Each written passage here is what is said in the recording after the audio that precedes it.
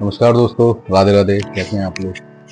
दोस्तों, हम कर रहे हैं 21 दिन का नो स्मोकिंग चैलेंज, जिसका आज है हमारा 11वां दिन। दोस्तों, 11वें दिन में आज मुझे क्या महसूस हो रहा है मैं आपको बताता हूँ। पता नहीं, बोरियत खत्म नहीं हो रही है, खालीपन नहीं भर रहा है। कल जैसा महसूस हो रहा था आज फिर मुझे अलग महसूस हो रहा है। कल मुझे लगा कि सब ठीक हो गया, पर अभी ऐसा लगता है कि समय लगेगा। ये सारी चीजें सही होने में अभी और वक्त लगेगा। आज पूरे दिन बिजी रहा, बहुत सारे काम रहे, तो क्रेविंग तो ना के बराबर हुई। अब गले में खराश भी कम है पहले की अपेक्षा। रात को सोने में अभी भी 2 और 2:30 बज जा रहे हैं। नींद का टाइमिंग गड़बड़ हो गई है। अकेलापन आज भी महसूस होता है। कोशिश करता हूँ खुद को बिजी रखूं, खुद को उलझा के रखूं, पर यार ऐसा भी लगता है कि मैं ये टास्क क्यों कर रहा हूँ, मैं ये चैलेंज क्यों कर रहा हूँ। कभी कभी ऐसा लगता है कि ये सारी चीज़ें छोड़ के जो मुझे सिगरेट से प्लेजर मिलता था वो सारी चीज़ें करूं। जो खुशी मिलती थी, जो खुशी मिलती थी, जो उत्साह मिलता था, वो सारी चीज़ें करूं। ऐसा लगता है कि यार और भी तो लोग हैं, और भी तो लोग सिगरेट पी रहे हैं, दारू पी रहे हैं। उनकी ज़िंदगी बर्बाद थोड़ी ना हुई है, वो सारी चीज़ें बैलेंस करके चल रहे हैं ना। तो क्या मैं ये सारी चीज़ें बैलेंस करके नहीं चल सकता? दोस्तों, मैं आपको बताता हूँ कि हमें ऊपर से लगता है कि ये सारे लोग फिट हैं, ये सारी चीजें मेंटेन कर रहे हैं, पर एक्चुअल हालत क्या है वो खुद जानते हैं कि उनकी हालत कैसी है। दोस्तों, सिगरेट पीने से, दारू पीने से या कोई भी नशा करने से हेल्थ खराब हो ना हो, क्योंकि हेल्थ ज्यादातर डिपेंड करती है आपके डाइट से, आपके वर्कआउट से। तो दोस्तों, आपके दिमाग में, आपकी सोच में और आपके इमोशन में जरूर फर्क आता है। जैसे मैं आपको बताता हूं कि मैं अपने एक्सपीरियंस के साथ साथ जो मैंने देखा है उसके अनुसार लोगों के अंदर हार्मोन इनबैलेंस हो जाते हैं। या तो वो बहुत ज्यादा इमोशनल हो जाते हैं कि वो छोटी छोटी बातों पर रोने लग जाते हैं, छोटी छोटी चीजों से डरने लग जाते हैं, मुसीबत से घबराने लग जाते हैं, परिस्थितियों में खुद को संभाल नहीं पाते हैं, कमजोर हो जाते हैं। या ऐसा मैंने देखा है दोस्तों कि लोग बहुत ज्यादा फीलिंगलेस हो जाते हैं। उन्हें परवाह नहीं होती है उनके परिवार की, उनके दोस्तों की, उनके बच्चों की, उनके खुद के शरीर की, उनके खुद के करियर की। वो एक पत्थर जैसे हो जाते हैं कि जैसे कोई पत्थर होता है जिसके अंदर कोई फीलिंग्स नहीं होती हैं। तो दोस्तों, ये सब क्या है? कहीं ना कहीं नशा हमारी मेंटल हेल्थ पे ज्यादा असर करता है, फिजिकली हेल्थ से ज्यादा। मैंने एक चीज और नोटिस करी है कि मैंने जब जब सिगरेट खरीदी है, जब जब मैंने सिगरेट को खरीदा है, तो मेरे अंदर एक हैबिट्स और डेवलप हो गई थी, पैसे खर्च करने वाली, पैसों को बचा के ना रखने वाली। आज भी जब मैंने सिगरेट को छोड़ा है तो मुझे सिगरेट की तलब तो नहीं होती है, पर एक तलब होती है पैसा खर्च करने की, फालतू चीजों पर पैसा लुटाने की। ऐसा लगता है कि यार कुछ ना कुछ खरीदता रहूं, चाहे वो खाने के लिए हो, चाहे वो जंक फूड खरीदने के लिए हो, चाहे बाजार से कुछ घर के लिए लाने के लिए हो।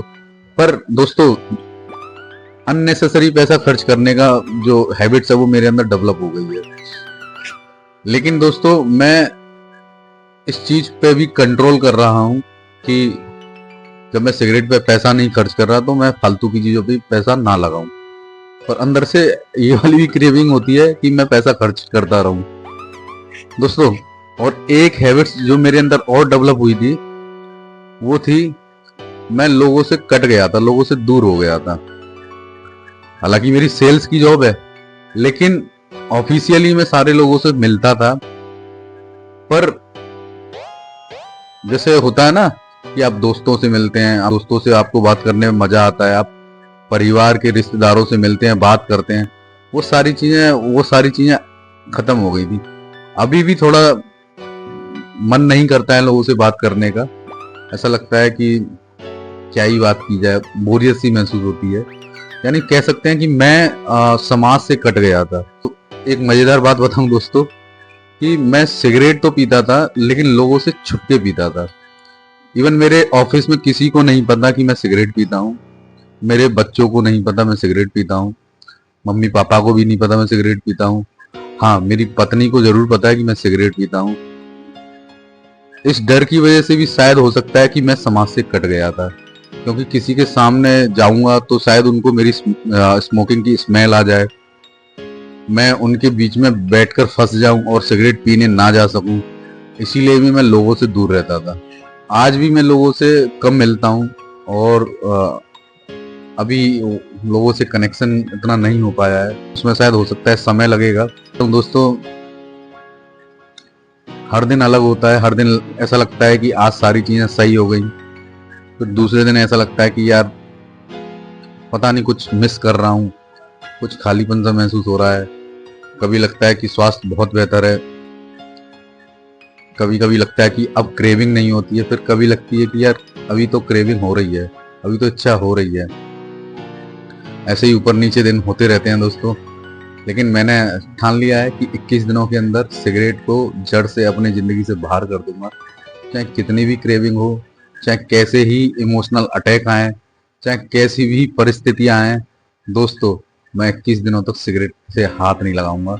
और एक कसम खा ली है कि कभी भी जीवन में इसको वापस नहीं लाऊंगा, और इसकी जगह मैं नई चीजें सीखूंगा, नई हैबिट्स अपने अंदर डेवलप करूंगा, दोस्त बनाऊंगा, अपने आप को सामाजिक बनाऊंगा, लोगों से मिलना जुलना स्टार्ट करूंगा, खुद को क्रिएटिव बनाऊंगा और अपनी जिंदगी को बेहतर करूंगा। दोस्तों, आप भी जुड़िए मेरी इस मुहिम में और खुद को बेहतर करिए। दोस्तों, अगर आपका कोई ऐसा दोस्त हो जो सिगरेट पीता हो, जो दारू पीता हो और वो उसको छोड़ना चाहता हो लेकिन छोड़ नहीं पा रहा हो, यही डर से कि शायद सिगरेट छोड़ने के बाद उसके अंदर कई सारी दिक्कतें आ सकती हैं, मेंटल हेल्थ उसका खराब हो सकता है, पर ऐसा कुछ नहीं होता है। थोड़ी देर के लिए जरूर आपको दिक्कतें महसूस होती हैं, लेकिन जैसे ही आप चीज़ें रोकना स्टार्ट कर देते हैं, आप सही होने लग जाते हैं, आप सुधरने लग जाते हैं। मुझे भी ऐसा लगता था कि कई सारे लोगों ने मेरे से कहा था कि जब आप सिगरेट या दारू छोड़ते हैं तो आपकी हेल्थ खराब हो जाती है, थोड़ी देर के लिए आपकी हेल्थ डाउन होती है, आपका उत्साह कम होता है, आप डिप्रेशन में भी जाते हैं, आपको दुखी सा महसूस भी होता है। लेकिन धीरे धीरे सारी चीज़ें सही होने लग जाती हैं। आज 11वें दिन है, लेकिन कुछ देर के लिए मुझे बोरियत, डिप्रेशन, उदासी ये सारी चीज़ें महसूस तो होती हैं, पर एक अंदर कॉन्फिडेंस भी जागता है, पर खुद पे गर्व भी होता है कि यार मैं कुछ ना कुछ अपने अंदर अच्छा कर रहा हूँ, अपने आप को सुधार रहा हूँ, अपने करियर के लिए, अपनी फैमिली के लिए, अपने स्किल्स के लिए कुछ कर रहा हूँ, अपने आप को मजबूत कर रहा हूँ। दोस्तों, ऐसे इमोशनली अटैक आपको आते रहेंगे, बस उनसे बचते रहिए और अपने आप को मजबूत करिए। सबसे इम्पोर्टेंट यही है कि अपने मन पे कंट्रोल करिए। ठीक है दोस्तों, आज बहुत बात हो गई। मिलते हैं कल 12वें दिन पर कि कैसा महसूस हुआ, क्या मुझे दिक्कतें आई, मैं आपको 12वें दिन पे बताता हूँ। यदि आपको मेरी ये वीडियो, मेरी मुहिम अच्छी लग रही है तो दोस्तों शेयर करिए, लाइक करिए और सब्सक्राइब जरूर करिएगा, ताकि मैं ऐसी वीडियो बनाता रहूं और अपने आप को और जो मेरी ये वीडियो देख रहे हैं वो अपना जीवन बेहतर बनाए। धन्यवाद दोस्तों, जय हिंद।